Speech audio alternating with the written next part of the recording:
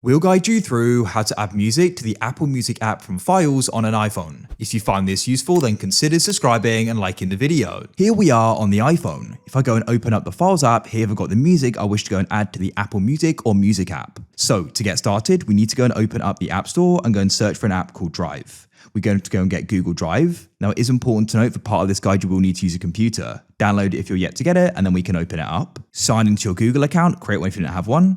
Press Files in the bottom right and press the plus, and you want to press Create Folder, name it, tap on it and press plus in the bottom right and press Upload File. Then press Browse, choose the music you want to do this with and press Open, and we can then upload them. Come onto your computer, open a web browser of your choice, and then what we need to do is go and type in Drive, as we need to go to Google Drive, and here we are.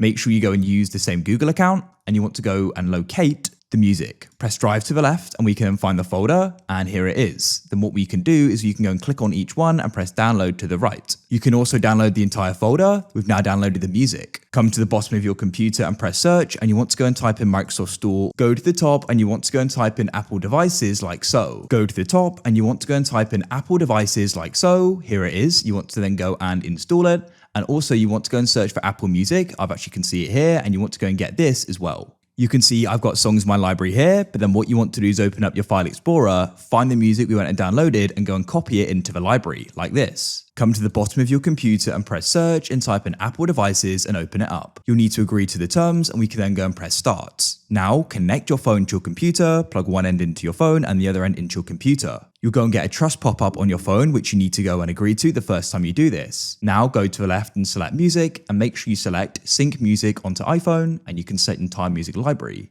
Then in the bottom right, go and press sync. Now if I come onto the iPhone into the Music or Apple Music app, I'll go and press library at the bottom and songs. I can go and see the songs I went and added.